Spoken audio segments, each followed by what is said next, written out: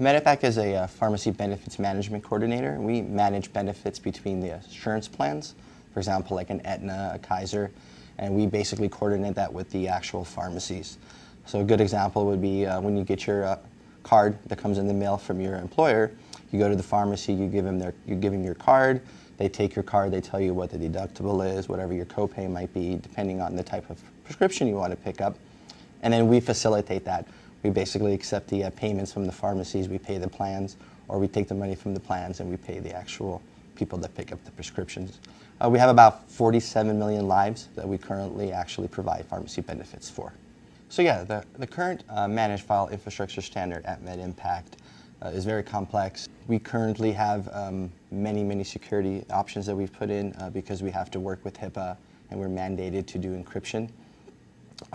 The way we currently do data is we have anywhere from 20 to 30,000 files that come in. We do about 300 to 400,000 files a month.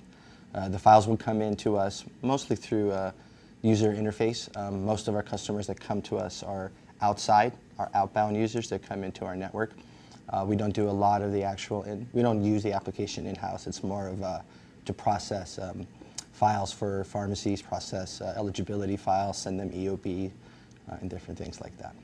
So we currently have involved our SecureTransport in the MedImpact environment by moving to an LAC, which is a large enterprise cluster, because of the way you guys are having Oracle as your backend. We are a big Oracle shop. We are an 11G Oracle shop. And it was really important to us that we could be able to actually administrate it because we have a whole in-house of DBAs that take care of it. What's also good is that we have multiple nodes, which means if one goes down, I have another node that's always working, which is great for us because since we've deployed in January of 2014, we have zero downtime. I would advise customers that want to use or move to large enterprise clustering is first thing what you want to do is you want to sit down and look at your environment and see whether you really need to move to a large enterprise clustering, to see your volume size depending on the amount of volume, the peak times, and the size.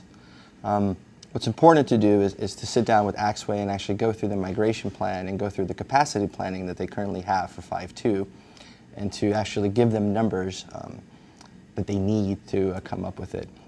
It's really important that you do partner with Axway, and not just Axway's support, but also Axway's PSO, because for us it was really important because we had older versions of SecureTransport running on MySQL, and we needed to move them to Oracle, and Axway came out with a very good migration plan for us to move from MySQL to Oracle. Also, one other thing the customers should think about, and it's also really big now in this 5.2 version, is DR, and to be disaster recovery available. So you want to make sure that if you're setting up a production setup here, you also have a DR site that you could actually move to. And we at MedImpact actually have a DR site, and I'm able to switch from my production site to my DR site in about 30 minutes.